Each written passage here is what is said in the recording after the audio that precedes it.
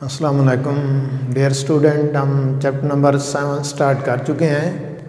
Chapter number 7 के introduction और इसके अलावा छोटी डेफिनेशनें जो हमें साथ साथ रिक्वायर्ड होती हैं वो हम लास्ट लेक्चर के अंदर डिस्कस कर चुके हैं। आज हमारा पहला टॉपिक और लेक्चर नंबर 2 जो है हम यहाँ डिस्कस कर रहे हैं, simple harmonic motion and uniform circular motions. Simple harmonic motion SHM, इसकी तारीफ हम लास्ट टॉपिक के अंदर लास्ट लेक्चर के अंदर डिस्कस कर चुके थे कि motion in which acceleration is directly proportional displacement and its direction toward mean position.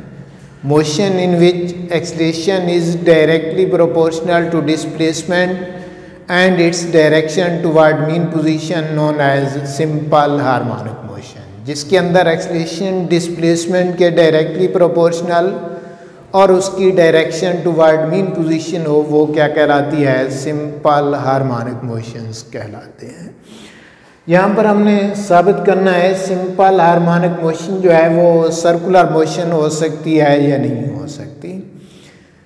Last इसके अंदर सिंपल हार्मोनिक मोशन या ऑसिलेटरी मोशन को डिस्कस करते हुए ऑसिलेटरी मोशन की जो एग्जांपलें दी थी उसमें simple pendulum, ball and ball, horizontal या vertical spring body, steel scale, ये सारी एग्जांपलें दी थी, लेकिन किसी भी सर्कुलर मोशन की एग्जांपल नहीं दी थी। अब सर्कुलर मोशन का डायरेक्ट प्रूफ नहीं है, बल्कि सर्कुलर मोशन के बारे में हम इस तरीके से साबित कर सकते हैं कि suppose A is equal to B, B is equal to C, so A is equal to C। जैसे मैथ के अंदर हम ये देखते हैं कि A और B आपस में इक्वल हैं, B C के इक्वल है, और तो A और C भी आपस में क्या होंगे? इक्वल होंगे।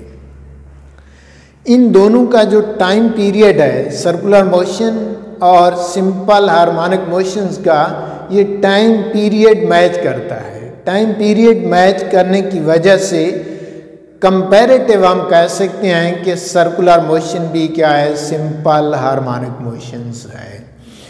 किसी भी सर्कुलर मोशन को मेंटेन रखने के लिए कोई ना कोई बॉडी क्या कर रही होती है? वाइब्रेट कर रही होती है।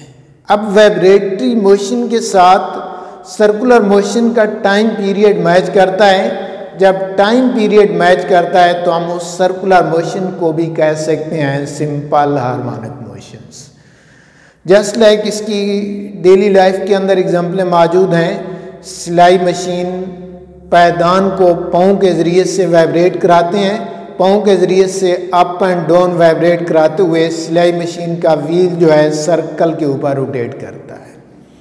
तो अब उस पैदान और व्हील के अगर टाइम पीरियड का मुवाजना कराया जाए तो वो दोनों आपस में इक्वल आते हैं। दोनों आपस में इक्वल आते हुए दोनों जो मोशंस हैं वो सिंपल हार्मोनिक मोशंस बन जाती हैं।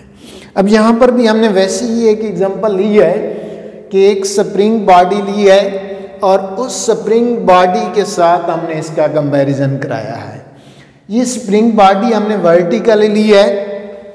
वर्टिकली स्प्रिंग बॉडी ये इनिशियली रेस्ट पोजीशन के ऊपर मौजूद है, तो यहाँ पर ये सर्कुलर बॉडी भी इस रेस्ट पोजीशन के ऊपर मौजूद होगी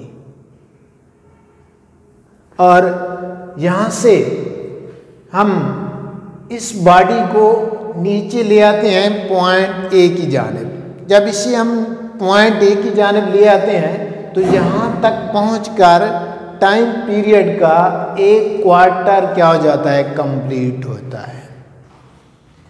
और यहाँ से ये स्प्रिंग बॉडी वापस पॉइंट O के ऊपर पहुँचती है तो टाइम पीरियड का 1 हाफ कंप्लीट होता है।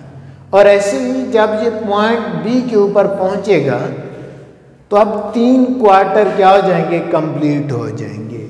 और वापस पॉइंट O के ऊपर आएगा तो एक टाइम पीरियड क्या हो जाएगा? कंप्लीट हो जाएगा। ऐसे ही जब सर्कुलर मोशंस यहाँ से ये बॉडी मूव करेगी, इस पॉइंट बी के ऊपर पहुँचती है तो इसका प्रोजेक्शन इसके साथ पॉइंट ए के ऊपर पहुँच जाएगा। अब प्रोजेक्शन क्या है? ऐसी चीज़ जो सर्कुलर मोशन को परफॉर्म करा रही है वो उसका क्या कहलाएगी? प्रोजेक्शंस कहलाएगी। जस्ट लाइक जो एग्जांपल दी है कि सिलाई मशीन के साथ जो पायदान है जिसको हम पाँव के ज़रिए से वाइब्रेट करा रहे हैं वो उसका क्या है? प्रोजेक्शंस है। अब वो प्रोजेक्शन भी इसी के साथ जहाँ मीन से एक्सट्रीम की जानिब आ रहा है और ये बॉडी जब जहाँ एक्सट्रीम के ऊपर पहुँचेगी, एक्सट्रीम के ऊपर पहुँचते हुए ये प्रोजेक्शन भी अप्रॉक्सीमेटली यहाँ पर पहुँच जाएगा। अब ये इसका कितना हिस्सा कंप्लीट हो रहा है? 1/4 यानी टाइम पीरियड T/4 जैसे यहाँ पर मुकम्मल हुआ है यहाँ भी वैसे ही मुकम्मल होगा। और इसी तरीके से ये जैसे वापस मीन की जानिब आ रहा था तो ये भी किसकी जानिब वापस आएगी? मीन की जानिब वापस आएगी। और यहाँ पर पहुँचकर जब ये मीन के ऊपर वापस आया था तो 1/2 कंप्लीट हुआ था, इसका भी मीन के ऊपर वापस आते हुए 1/2 कंप्लीट होगा। ये अदर एक्सट्रीम पॉइंट बी के ऊपर पहुँचा था तो ये लोअर एक्सट्रीम के ऊपर पहुँचेगी। जब अदर एक्सट्रीम यहाँ पर 3T/4 बना था तो इसका भी लोअर एक्सट्रीम के ऊपर टाइम पीरियड 3T/4 हो जाएगा। और पॉइंट बी के ऊपर पहुंचकर एक टाइम पीरियड क्या हो जाएगा? कंप्लीट हो जाएगा। अब जैसे जैसे ये वाइब्रेटरी मोशन का टाइम पीरियड कंप्लीट हुआ है वैसे ही सर्कुलर मोशन का टाइम पीरियड कंप्लीट हुआ है।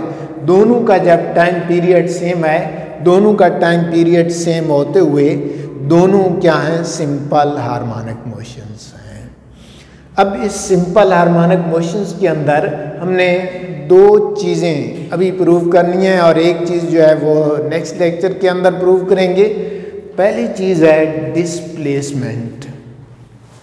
यहाँ पर radius is on behalf of amplitude. Radius जो परफॉर्म कर रही है वो रेडियस का रोल जो है वो एम्पलीट्यूड से हम ले रहे हैं। लास्ट टॉपिक के अंदर एम्पलीट्यूड की डेफिनेशन की थी, maximum displacement from mean to extreme. Mean से एक्सट्रीम तक जो मैक्सिमम डिस्प्लेसमेंट है वो क्या कहलाता है? एम्पलीट्यूड कहलाता है। तो यहाँ पर वही एम्पलीट्यूड जो है रेडियस से रिप्लेस हो रहा है। अब ये चूंकि पॉइंट बी तक पहुंची है सर्कुलर बॉडी तो इसका प्रोजेक्शन यहाँ पर आ गया है। ये ट्राइएंगल AOB बन गई है। इस ट्राइएंगल से यहाँ पर एंगल थीटा बन रहा है, इसके सामने परपेंडिकुलर ये बेस और ये क्या हो जाएगा? Hypotenuse. Perpendicular over hypotenuse is equal to sine theta. x over x0 is equal to sine theta या x is equal to x0 sine theta. और थीटा को हम क्या लिख सकते हैं? ओमेगा t भी लिख सकते हैं। तो x is equal to x0 sine omega t। अब हमने देखना है कि किस पॉइंट के ऊपर डिस्प्लेसमेंट मैक्सिमम है और कहाँ पर जो है मिनिमम है। पहले स्टार्टिंग पॉइंट यहाँ पर एंगल 0, साइन 0 की वैल्यू क्या होती है? 0 होती है। साइन 0 0 होते हुए यहाँ पर डिस्प्लेसमेंट क्या हो जाएगा? 0 हो जाएगा। और सेकंड पॉइंट यहाँ पर पहुँचकर एंगल बनता है साइन 90 या हम इसे कह सकते हैं π/2। साइन 90 या π/2 की वैल्यू 1 होती है तो डिस्प्लेसमेंट किसके इक्वल आ जाएगा? x is equal to x0 के इक्वल आ जाएगा। और फिर इस थर्ड पॉइंट के ऊपर मीन के ऊपर वापस आएगा। यहाँ एंगल 180 या पाई के इक्वल साइन 180 या पाई की वैल्यू 0 होती है। यहाँ पर डिस्प्लेसमेंट अगेन 0 हो जाएगा। और लोअर एक्सट्रीम पोजीशन के ऊपर 270 या 3π/2 साइन 270 या 3π/2 की वैल्यू -x0 तो डिस्प्लेसमेंट मैक्सिमम होगा। और नेगेटिव जो है उसकी डायरेक्शन को ज़ाहिर कर रही है कि ये ऑरिजिन से क्या है? डाउनवर्ड है। और फिर वापस आकर 360 या 2π कंप्लीट होगा। साइन 360 या 2π की वैल्यू 0 होती है तो इसका रिजल्ट अगेन क्या हो जाएगा? 0 हो जाएगा। अब यहाँ से हमें ये रिजल्ट मिला है कि at extreme position displacement maximum और at mean position displacement is minimum. At extreme position displacement maximum होगा और मीन पोजीशन के ऊपर डिस्प्लेसमेंट क्या होगा, मिनिमम होगा। सेकंड जो इसकी ज़्यादा इम्पॉर्टेंट बात है वो वेलोसिटी और एक्सेलरेशन है। वेलोसिटी आज हम डिस्कस कर रहे हैं। ये बॉडी सर्कल के ऊपर मूव कर रही है। टेंजेंट वेलोसिटी हम चैप्टर नंबर 5 के अंदर पढ़ चुके हैं। Linear portion of velocity which is perpendicular on a circle. Velocity का लीनियर पोर्शन जो सर्कल के परपेंडिकुलर होता है वो टेंजेंट वेलोसिटी कहलाती है। ये लीनियर वेलोसिटी है। इस वेलोसिटी को हम रिजॉल्व करते हैं। ये इसका y कंपोनेंट और ये इसका क्या हो जाएगा, x कंपोनेंट। यहाँ एंगल थीटा, अगर ये लाइन बिल्कुल सीधी यूं जाती तो एंगल बनता 90, तो यहाँ पर ये थीटा से माइनस होगा तो 90 माइनस थीटा हो जाएगा। लीनियर और एंगुलर वेलोसिटी के अंदर relation v is equal to r omega. यहाँ पर चूँकि रेडियस रिप्लेस हो रहा है एम्पलीट्यूड से तो V P is equal to x naught omega. और ये V is equal to V P vertical component, horizontal component cancel out हो जाते हैं। Vertical component sine 90 minus theta, sine 90 minus theta cos theta के equal होता है। तो v is equal to V P की value X naught omega sine 90 minus theta cos theta के equal होता है। Sine square theta plus cos square theta is equal to 1, या sine square cos square theta sine square को दूसरी side के ऊपर ले जाएंगे 1 माइनस साइन स्क्वायर थीटा। ये स्क्वायर को ख़त्म करने के लिए स्क्वायर रूट और साइन थीटा की ये value x over x naught जो हम लास्ट इसके अंदर डिस्कस कर चुके हैं वो यहाँ पर पुट कर दी है। Sign theta x over x not,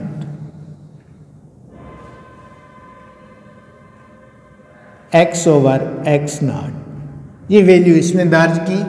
अब इसका एलसीएम लिया, x नॉट स्क्वायर इसका LCM x not square minus x square over x naught का स्क्वायर, ये स्क्वायर अंडर रूट से कैंसिल हो गया।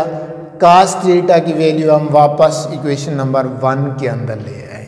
कास थीटा की वैल्यू जब हम इक्वेशन नंबर 1 में ले आए तो यहाँ पर x नॉट से x नॉट कैंसल, ये हमारे पास रिजल्ट बना ओमेगा x नॉट का स्क्वायर माइनस x का square. Velocity maximum at mean, mean के ऊपर चूँकि ऑब्जेक्ट तेज़ी से गुजरेगा यहाँ पर वेलोसिटी क्या होगी, मैक्सिमम होगी। मीन के ऊपर x इज इक्वल टू क्या होता है 0। जब x इज इक्वल टू 0 इसमें पुट किया, maximum velocity omega x naught और मिनिमम एक्सट्रीम पोजीशन के ऊपर ऑब्जेक्ट रुकेगा। रुकने की वजह से x is equal to x naught जब इसमें दर्ज करते हैं तो एक्सट्रीम पर वेलोसिटी क्या हो जाएगी, 0 हो जाएगी। तो ये MCQs के सिर्फ 2 मेन बातें हैं। एक ये है कि डिस्प्लेसमेंट कहाँ पर मैक्सिमम है और वेलोसिटी कहाँ पर मैक्सिमम है। डिस्प्लेसमेंट हमने देख लिया कि एक्सट्रीम पोजीशन के ऊपर डिस्प्लेसमेंट मैक्सिमम है और वेलोसिटी को हमने देख लिया, वेलोसिटी जो है एक्सट्रीम के ऊपर मिनिमम है। जहाँ पर डिस्प्लेसमेंट मिनिमम है मीन के ऊपर, वहाँ पर वेलोसिटी क्या है, मैक्सिमम। एक दूसरे के अपोजिट, वेलोसिटी एक्सट्रीम पर 0 और डिस्प्लेसमेंट एक्सट्रीम पर मैक्सिमम। वेलोसिटी मीन पर मैक्सिमम और डिस्प्लेसमेंट मीन के ऊपर क्या हो जाएगा, 0 हो जाएगा। उम्मीद है समझ आ गई होगी।